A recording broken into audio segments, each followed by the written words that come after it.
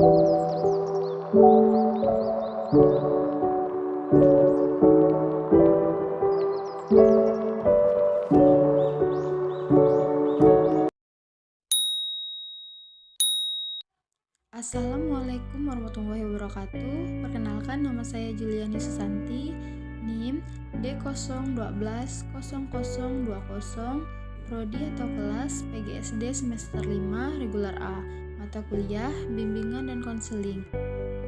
Dosen pengampu Yunika Afrianingsi MPD. Nah, di sini saya akan membahas tentang laporan hasil studi lapangan praktik pelaksanaan program BK di SD Negeri 31 Pontianak Tenggara. Bimbingan dan konseling merupakan upaya pemberian bantuan yang dirancang dengan memfokuskan pada kebutuhan, kekuatan minat, dan isu-isu yang berkaitan dengan tahapan dan tugas perkembangan anak yang merupakan bagian yang integral dari keseluruhan program pendidikan. Salah satu hal penting yang perlu diperhatikan dalam memberikan bimbingan adalah memahami siswa secara keseluruhan, baik masalah yang dihadapinya maupun latar belakang pribadinya. Dalam hal ini, guru dituntut untuk mengetahui asal-usul dan kepribadian setiap siswa, agar guru dapat memperoleh cara untuk menghadapi siswa yang bermasalah. Maka dari itu, perlu adanya pengumpulan data terhadap siswa.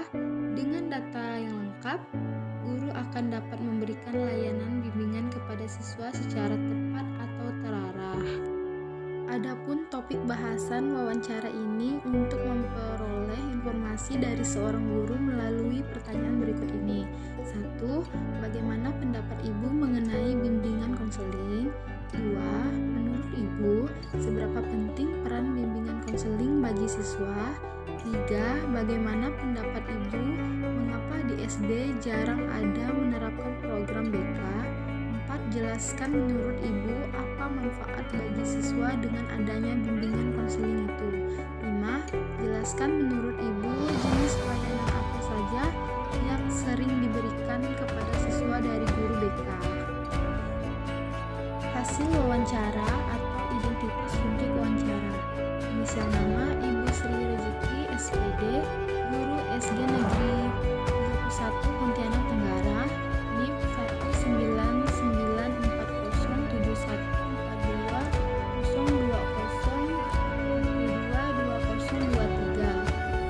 Masa mengajar 2 tahun 1 bulan.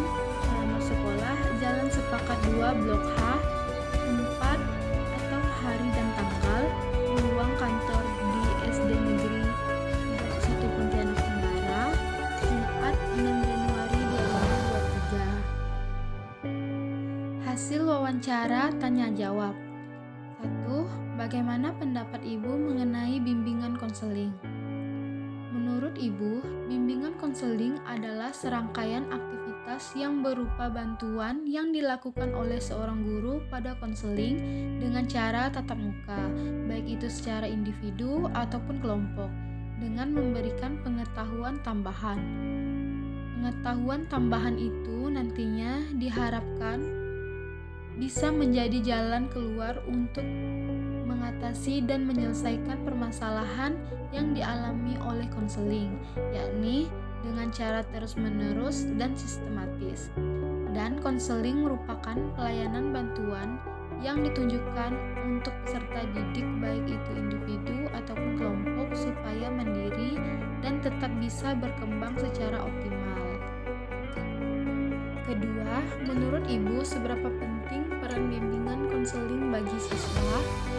Sangat penting, karena dengan adanya bimbingan konseling, anak bisa mendapatkan haknya untuk dibimbing oleh guru dan menemukan hal-hal yang baik untuk ia lakukan dalam keberhasilan setiap siswa agar bisa menjalani proses pendidikan di sekolah dengan baik. Serta guru BK bertugas untuk mengetahui dan juga memahami perilaku dan juga memberikan konseling kepada siswa sehingga bisa membantu siswanya dalam mengatasi setiap permasalahan siswa. Guru yang menangani hal ini biasanya memiliki latar belakang ilmu pendidik, sosial, maupun psikologi sebagai acuan untuk memberi konseling kepada siswanya. 3. Bagaimana pendapat Ibu mengapa di sekolah dasar jarang ada menerapkan program BK? Karena di sekolah dasar, wali kelas merupakan guru yang merangkap tugasnya sebagai guru mata pelajaran dan sebagai guru pembimbing bagi murid-muridnya. Dikarenakan anak-anak usia sekolah dasar belum bisa untuk mengikuti kegiatan-kegiatan konseling yang ada dalam bimbingan dan konseling.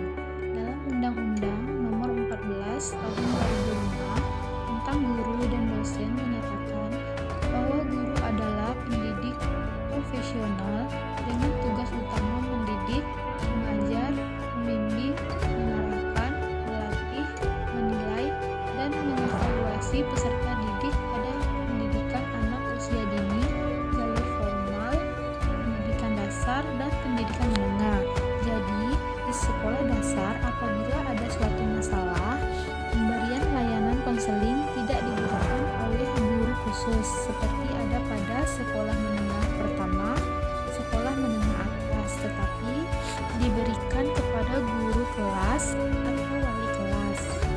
4. Jelaskan menurut Ibu apa manfaat bagi siswa dengan adanya bimbingan konseling itu. 1. Menciptakan pandangan positif kepada diri sendiri dengan adanya perasaan yang lebih bahagia, lebih baik, dan juga tenang serta nyaman. 2. Menurunkan tingkat stres yang dihadapi oleh para peserta didik karena tugas dan beban belajar yang cukup banyak atau karena persoalan lain yang harus mereka hadapi. 3. Membantu peserta didik untuk lebih memahami diri sendiri atau orang lain sehingga akan tercipta kekerabatan yang erat dan efektif. 5. Jelaskan menurut Ibu jenis pelayanan apa yang sering diberikan kepada siswa dari guru BK. 1. Layanan dasar bimbingan, yaitu layanan umum yang diperuntukkan bagi semua murid yang bertujuan untuk membantu seluruh peserta didik mengembangkan perilaku efektif dan keterampilan-keterampilan hidupnya yang mengacu pada tugas-tugas perkembangan peserta didik. 2. Layanan responsif, yaitu layanan yang diarahkan untuk membantu siswa mengatasi masalah-masalah yang dihadapi pada saat itu. Layanan responsif ini bertujuan untuk membantu memenuhi kebutuhan yang dirasakan sangat penting oleh peserta didik saat ini. Layanan ini bersifat preventif atau mungkin kurang simpulan berdasarkan hasil observasi dan wawancara.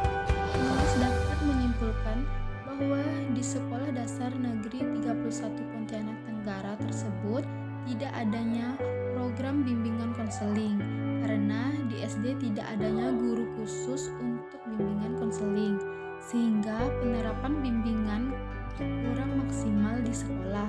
Akan tetapi bukan berarti tidak ada sama sekali penerapan bimbingan konseling di SD tersebut, tetapi di sekolah ini pun para guru kelas biasanya membimbing siswa jika melakukan kesalahan. Adanya bimbingan dan konseling di sekolah akan sangat membantu kinerja sekolah itu sendiri. Terlebih, bimbingan dan konseling bertugas memberikan pelayanan